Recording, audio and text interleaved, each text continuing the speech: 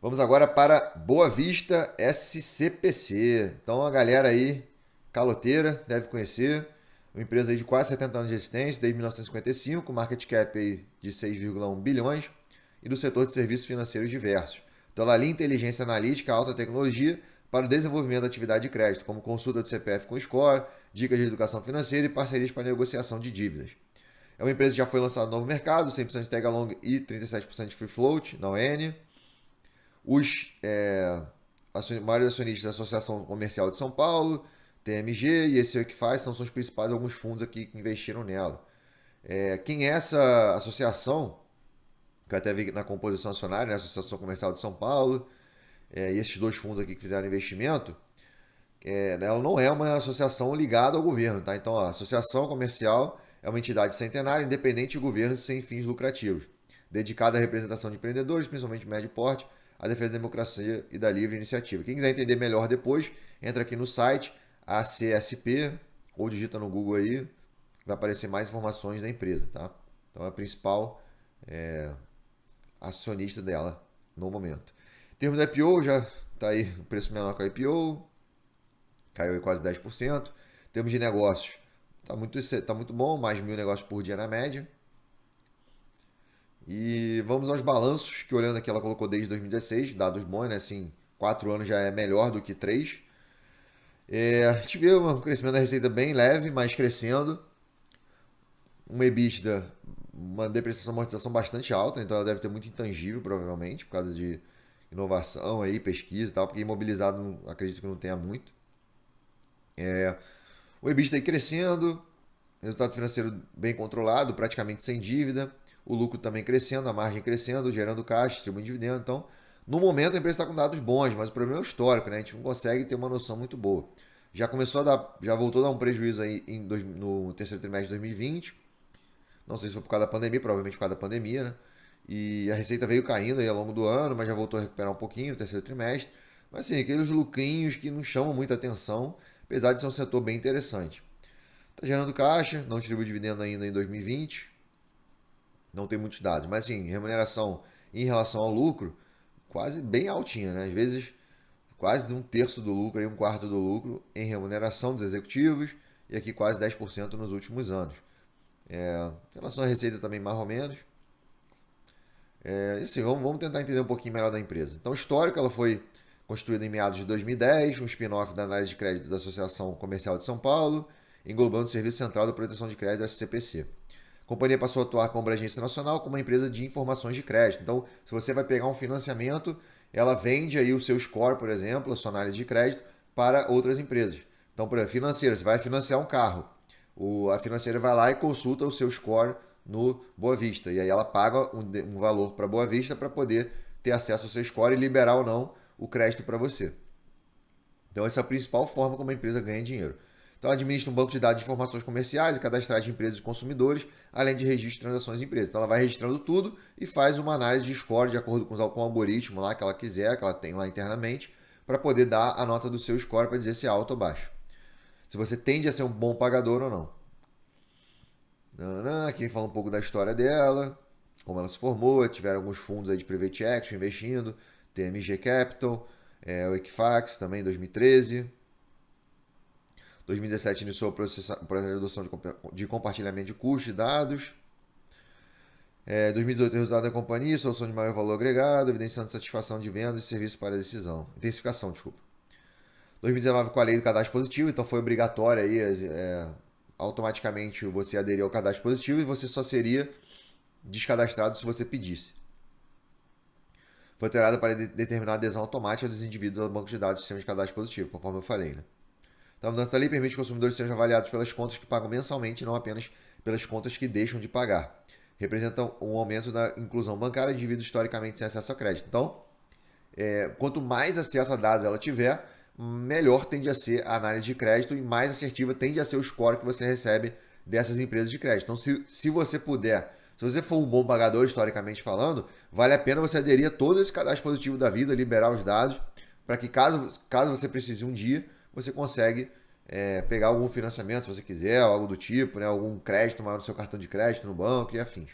Normalmente os bancos têm um score interno deles, mas pode ser que alguma financeira, ou você quer financiar um carro, financiar uma loja de imóveis, de marcenaria, alguma coisa, você pode.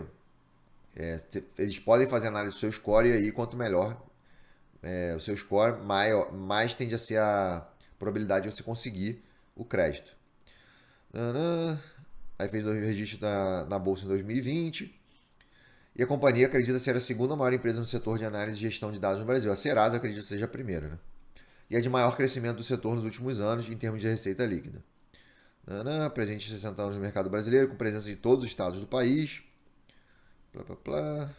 E aí falando lá dos modelos de negócio, falando alguns dados do mercado, mas o que importa é como ela ganha dinheiro. Então, nessa linha de serviços, para decisão, a companhia inclui todos os serviços de suporte à decisão. Então, Score Products, Data Analytics, que foi o que eu falei, análise de score, sendo que a parte relevante da receita oferida com essa linha de serviços provém da prestação de serviços que requerem diferentes graus de análise de dados e são passíveis de maior ou menor grau de customização.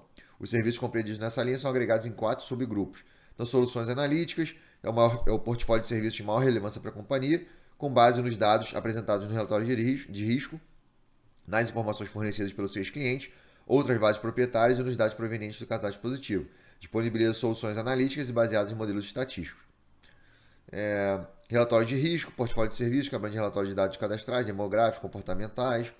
Solução de marketing é o portfólio de serviços para auxiliar a empresa a identificar novos clientes e rentabilizar sua carteira. Com essa questão de análise de dados dela, né, ela oferece essa solução. Solução para orientar o próprio consumidor a gerenciar sua vida financeira, nas quais o consumidor recebe diversas informações, tais como consulta, seu histórico de crédito ou inclusão de débito. Então, isso aqui é o que vem crescendo nos últimos anos. Você pode pagar a Boa Vista uma mensalidade lá, por exemplo, 10, 20 reais por mês, e aí você consegue acessar o seu score ou ter dados mais completos. Se alguém fizer uma consulta de análise lá no seu CPF, você é notificado, por exemplo. Então, eu tenho do Serasa, se eu não me engano, que eu vou acompanhando lá. E é interessante, né? Mas acho que o Boa Vista você consegue ver de graça no celular. O SPC também você consegue. Então, não sei se vale a pena. Não. É mais para se alguém fizer uma consulta no seu CPF, a Serasa, como é maior no caso, ela vai lá e avisa, né? Se tem alguém utilizando seu CPF de forma ilegal. Então é interessante você ter pelo menos um desses serviços aí. Se você quiser, claro, né? Não é obrigatório. E alguns serviços de recuperação, então ela considera serviços de apoio à recuperação de crédito, que inclui plataformas de cobrança, notificações eletrônicas, então aquelas chamadas desgracentas, né, que você fica recebendo, e cartas impressas enviadas a partes inadimplentes. Ela vai cobrando lá os clientes que não pagaram, de maneira a auxiliar seus clientes no processo de recuperação de crédito. Então tem soluções digitais, que o portfólio de serviços maior foco por parte da companhia, compreendendo soluções eficientes para a gestão das carteiras inadimplentes dos clientes e envio de comunicação de cobrança dos devedores por meios digitais, como e-mail com validade jurídica e short message por SMS. Soluções impressas e relatório, então envia uma carta de cobrança para os devedores, com um relatório histórico das partes inadimplentes. Então, é uma empresa bem interessante. Eu confesso que eu fiquei até feliz de ter uma empresa desse setor na bolsa para a gente poder ir acompanhando os balanços a partir de agora, entender como ela ganha dinheiro, porque ela vai ter que abrir os balanços conforme eu acabei de mostrar aqui, qual é a principal fonte de receita da empresa, quais são os principais acionistas, se é pública, se não é. Então aqui no resultado do terceiro trimestre, na apresentação, ela vem falando alguns dados aqui a mais. Então o IPO movimentou mais de 2 bilhões de reais, a ação fechou em disparada, blá blá blá, mas já caiu, né, desde o IPO. Resumo da estratégia aqui, conforme eu mostrei, soluções analíticas, que é o algoritmo lá com análise de crédito, apoio ao crescimento das empresas. Então, quando ela oferece serviço de análise de dados, ela está diminuindo o risco das empresas, principalmente as financeiras, que trabalham com empréstimo. Ser líder no cardápio positivo, que tiver novos produtos para os clientes, maior precisão, ser o player mais ágil do mercado. Então, famílias de produtos, soluções analíticas, como eu mostrei, mais 50% da receita, relatório de risco 25%, então praticamente 80% da receita é serviço de decisão. Soluções para o consumidor, conforme eu falei lá, aquela mensalidade que você pode pagar para ter acesso a mais dados. E a parte de serviço de recuperação por volta aí de 15% da receita da empresa, né? Deixa eu ver aqui, 75, blá, blá, é por aí. Mais ou menos aí uns 20%, 15, 20%.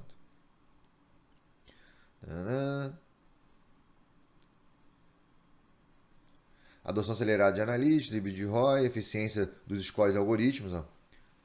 Ela vem melhorando aí cada vez mais o algoritmo, então conforme ela vai tendo acesso a mais dados, ela vai melhorando o algoritmo.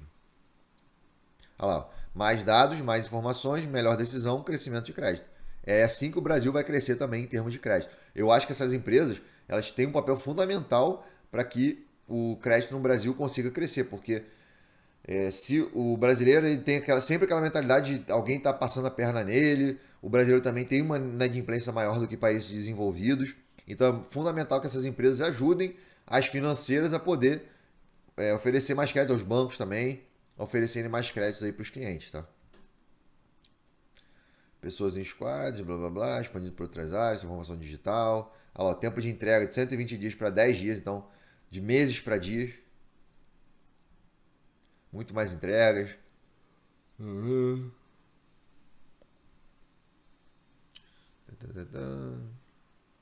lá, o antifraude, que é o da Serasa também, ela tem também. Ó. Serviço de cobrança, analytics, B2C.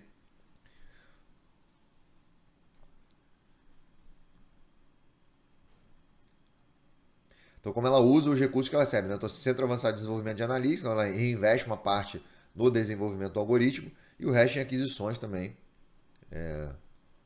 de mais dados. Né? Aqui a parte da receita que eu falei, então serviço de recuperação por volta de 15% e 85% do serviço de decisão. Aumentou um pouquinho no terceiro trimestre. Serviço de decisão quase relevante, né, para a empresa ainda. Marketing também bem relevante, muito baixo ainda tudo. O EBITDA, assim, que a margem aí na casa dos 40%, uma margem muito boa. Vamos ver aqui, ó. Fundamentalmente, a gente viu uma receita de 600 milhões, com um EBITDA mais ou menos de 300, então a margem dos 40% mesmo. Mas tem uma depreciação e amortização muito alta, então é provavelmente questão do intangível, né? Aqui, ó, o CAPEX. Dados, né? Então é muito intangível, que ela acaba investindo. Informática é mais ou menos, então aí está o maior custo de investimento dela, são mais dados, né? Quanto mais dados, melhor. Muitas vezes ela tem que pagar por isso. Aí está a apresentação e tem algumas opiniões a mais. Então, no caso do terceiro trimestre, ela deu prejuízo, mas tiveram despesas não recorrentes de 45 milhões. Então, ó, tanto no trimestre quanto no acumulado do ano, o lucro líquido foi impactado pelo efeito não recorrente de despesas ligadas à antecipação de vesting no plano de opções de ações decorrente da abertura de capital da companhia, realizada em 30 de setembro. O efeito não recorrente sobre impostos é relacionado com gastos em emissões de ações também relacionados à oferta. Então aqui, ó, menos 3 milhões. Quando comparado ao ano anterior, o lucro líquido ajustado decresceu 27%, influenciado pelo menor EBITDA ajustado, parcialmente compensado pelo menor resultado financeiro e de impostos também. Frente ao lucro líquido do ano anterior, ajustado, aí fica distorcido, né? Mas teve essa despesa não recorrente por causa do IPO, então acabou negativando o lucro. Então não foi por causa da pandemia, foi por causa do IPO. Né? Então tem que analisar diferente, entre aspas, aí.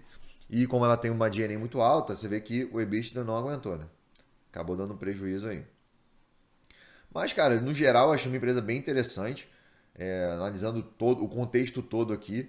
Vamos ver se ela tem alguma coisa no Reclame Aqui, porque a gente não colocou. Vamos ver aqui. Boa Vista. Normalmente é... Não, né? Se separado. Aí, Boa Vista SPC, vamos ver, ó, nota 7,8, então é uma nota boa, né? E aí vai ter gente reclamando, né, que o score despencou e tal, mas faz parte, né? O algoritmo dela nem sempre é perfeito, mas ela vai aprimorando conforme eu mostrei, conforme ela vai aumentando a base de dados dela, tá? Então, assim, no geral, eu achei uma empresa bem interessante, bastante diluída, sem um controlador, com bons dados, mas que está com alguns não recorrentes devido ao IPO e está melhorando a margem nos últimos anos, né? Gerando caixa, distribuindo dividendo. A remuneração que não me agradou muito, mas no geral considero uma empresa boa aí. Não gostei muito desse prejuízo aqui também, mais por causa da G&A, né? Então está uma empresa com dados bastante distorcidos, que a análise mais eficiente acaba sendo pelo EBITDA, que está cada vez maior, né? Acompanhando o crescimento da receita. Então essa empresa você tem que analisar mais pelo EBITDA por causa do CAPEX, né? Que acaba distorcendo bastante, tá? Então o lucro está crescendo, mas o EBITDA é mais eficiente por causa da G&A, beleza? E a margem também vem crescendo, isso é interessante. Então fica aí minha contribuição com a Boa Vista, beleza? Quem tiver alguma dúvida, coloca aí no chat, vou dar uma olhadinha rápida. Enquanto vocês colocam aí, eu bebo uma água, tem sempre um delayzinho aí.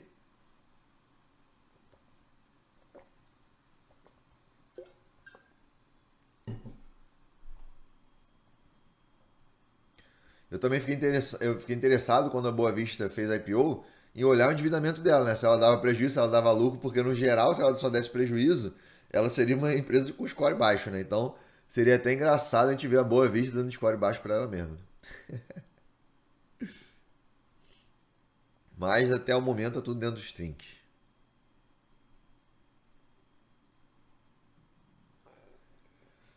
Alguém tem mais alguma dúvida? Se não,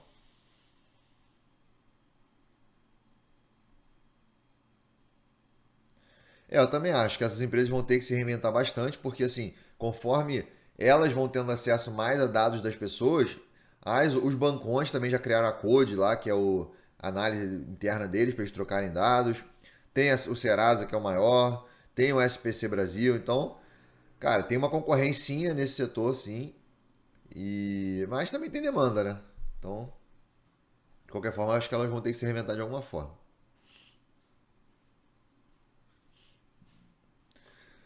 Bom, galera, então ninguém tem mais nenhuma dúvida em relação à Boa Vista. Vamos fechar aqui, depois eu respondo as dúvidas no final.